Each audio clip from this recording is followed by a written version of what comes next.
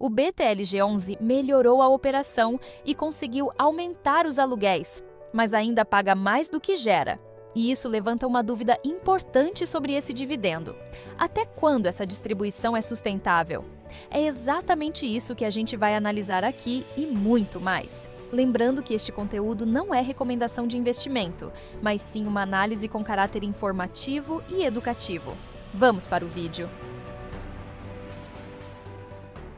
Se você olha para o BTLG11 hoje e tem a sensação de que já entendeu como esse fundo funciona, os dados do mês de março mostram que ainda existem pontos importantes acontecendo por trás e que nem sempre ficam tão claros à primeira vista. Fica comigo até o final, porque eu vou te deixar uma pergunta que pode mudar a forma como você enxerga esse dividendo. Antes de entrar nos números, vale um contexto rápido. O BTLG11 é um fundo de logística do BTG Pactual, focado em galpões utilizados por grandes empresas para armazenagem e distribuição. E isso importa porque esse tipo de imóvel costuma gerar uma renda mais previsível ao longo do tempo. Outro ponto importante: toda a análise aqui foi feita com base no relatório mais recente do fundo, divulgado em abril, com os dados referentes ao mês de março. Dito isso, já aproveita e deixa o like, porque o que você vai ver aqui vai além de simplesmente acompanhar o valor do dividendo.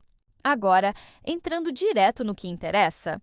Em março, o fundo gerou cerca de 66 centavos por cota, mas distribuiu aproximadamente 81 centavos, e isso já mostra um ponto importante. O valor pago ao cotista ficou um pouco acima do que o fundo conseguiu gerar nesse mês. E quando você olha o histórico recente, esse comportamento não começou agora. Em janeiro, por exemplo, o fundo também distribuiu mais do que gerou, enquanto em fevereiro aconteceu o contrário, com uma geração acima da distribuição, o que mostra um padrão de compensação ao longo do tempo, onde meses mais fortes ajudam a equilibrar meses mais fracos. Isso indica que o dividendo atual não depende só do resultado desse mês, mas de um ajuste ao longo dos meses anteriores.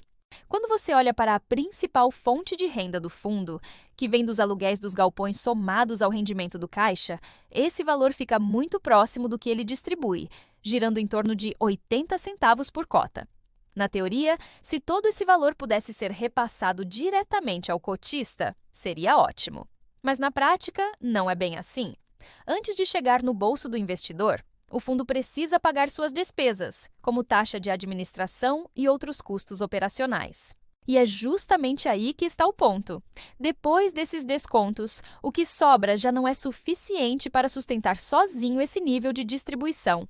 Por isso, para manter o dividendo nesse patamar, o fundo acaba recorrendo às reservas acumuladas. E é exatamente aqui que entra a forma como esse dividendo está sendo sustentado. O fundo ainda tinha cerca de 5 centavos por cota acumulados como reserva, que são lucros guardados de meses anteriores. E isso funciona como um colchão.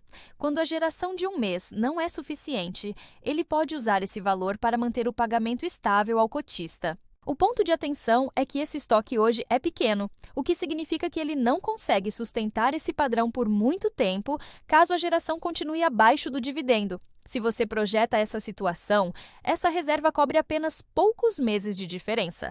Então, o fundo precisa continuar gerando perto desse nível atual ou depender de outras fontes para evitar pressão sobre o dividendo. E é aqui que entra um ponto que muita gente acaba deixando passar. O fundo possui cerca de R$ 1,26 por cota em ganhos projetados com vendas de imóveis, mas esse valor ainda não entrou no caixa e depende da conclusão dessas vendas, o que significa que ele não ajuda a sustentar o dividendo hoje, mas pode recompor as reservas no futuro se essas operações forem concluídas. Ou seja, existe uma tentativa clara de recompor esse estoque de segurança, mas ela ainda depende da execução dessas vendas. Agora, saindo um pouco do resultado e olhando o que a gestão fez neste mês de março, houve um movimento relevante de aumento real nos aluguéis. No ativo de Navegantes, o aluguel subiu mais de 30%, o que mostra que o fundo conseguiu renegociar contratos antigos por valores mais altos, aumentando a renda sem precisar adquirir novos imóveis. Em Cajamar, Além de um aumento de cerca de 20% no aluguel, o contrato foi renovado por mais 10 anos, o que na prática aumenta a previsibilidade da receita, já que reduz o risco de saída do inquilino no curto prazo. E em Cabreúva, a vacância caiu de aproximadamente 36% para 24%, o que significa que áreas que antes estavam vazias e não geravam renda voltaram a contribuir, o que tende a melhorar a geração ao longo dos próximos meses. Esses movimentos mostram uma gestão ativa, que não depende apenas de comprar novos ativos, mas também de extrair mais valor dos imóveis que já fazem parte da carteira. E isso se conecta diretamente com o próximo ponto. O fundo lançou uma nova emissão de aproximadamente 1 bilhão e 600 milhões de reais, com possibilidade de chegar perto de 2 bilhões. Ou seja, está levantando recursos agora com o objetivo de crescer. Junto disso, a gestão apresentou uma lista de ativos que pretende adquirir, formada principalmente por galpões logísticos em São Paulo, com padrão construtivo elevado e voltados para grandes operações. Mas aqui entra um ponto importante. Essa lista representa planos, não aquisições já concluídas. A maior parte desses imóveis ainda está em fase de negociação ou avaliação, sem contratos assinados, o que significa que ainda não há garantia de que essas compras serão efetivamente realizadas. Agora que já comentamos as principais movimentações do mês, vamos falar sobre a estrutura do fundo. Começando com a alavancagem, que hoje está próxima de 3%, o que na prática significa que o fundo quase não utiliza dívida, reduzindo o risco financeiro e mantendo espaço para se alavancar no futuro caso queira crescer. E quando você olha para a carteira, cerca de 90% dos ativos estão concentrados em São Paulo, que é o principal eixo logístico do país, com acesso a grandes rodovias e centros consumidores, o que aumenta a facilidade de encontrar novos inquilinos caso algum contrato seja encerrado. A vacância está em torno de 2 a 3%, um nível muito baixo, indicando que praticamente todos os galpões estão ocupados, o que ajuda a sustentar a estabilidade da renda.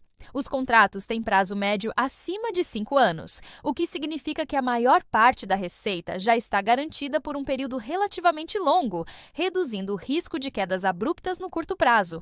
E a maioria desses contratos é corrigida pela inflação, o que ajuda a preservar o valor real dos aluguéis ao longo do tempo. Agora, mesmo com essa qualidade, é importante entender onde estão os riscos hoje. O primeiro ponto é o próprio dividendo, que está muito próximo da geração do fundo, sem margem de segurança, o que significa que qualquer queda na receita, seja por aumento de vacância ou atraso na alocação dos recursos da emissão, pode pressionar a distribuição. O segundo é a dependência da execução das vendas projetadas, que ainda não aconteceram, e sem essa entrada de recursos, o fundo tem pouco espaço para recompor suas reservas. E o terceiro é a própria emissão, já que o capital pode demorar para ser investido, criando um período em que parte do patrimônio não gera renda. E quando você junta todos esses pontos, você tem um fundo com ativos de alta qualidade, bem localizados, contratos longos e uma gestão ativa, mas com um dividendo que já está operando muito próximo do limite do que o fundo consegue gerar hoje e que depende de execução futura para ganhar mais folga. E é exatamente aqui que entra aquela reflexão que eu te prometi lá no começo. Se o fundo depende de revisões de aluguel, da venda de ativos e da aquisição de novos imóveis para manter ou melhorar esse dividendo, então a pergunta que fica é: você está investindo pela estabilidade da renda atual ou pela capacidade da gestão de continuar executando bem daqui para frente? Porque no fim das contas, o que sustenta esse fundo hoje não é apenas o que ele já tem, mas também o que ele ainda precisa entregar. Agora eu quero ouvir você. Depois de tudo que a gente analisou aqui, se você ainda não é cotista do BTLG11, esse fundo passou a fazer sentido para você? E para quem já é cotista, qual é a sua decisão daqui para frente? Manter a posição, aumentar a exposição ou reduzir? Comenta aqui embaixo o que você acha, se esses pontos já estavam no seu radar e qual outro fundo você gostaria de ver analisado. Espero que você tenha gostado dessa análise e atualização do BTLG11. Não esquece de deixar o seu like, de se inscrever e ativar o sininho para receber as notificações dos próximos vídeos do canal e aproveita para compartilhar esse vídeo com alguém que também investe em FIIs e precisa acompanhar esse tipo de detalhe. E se quiser se aprofundar ainda mais, o relatório gerencial completo está na descrição. Vale muito a pena ler com calma. Obrigada por ficar até o final e até o próximo vídeo.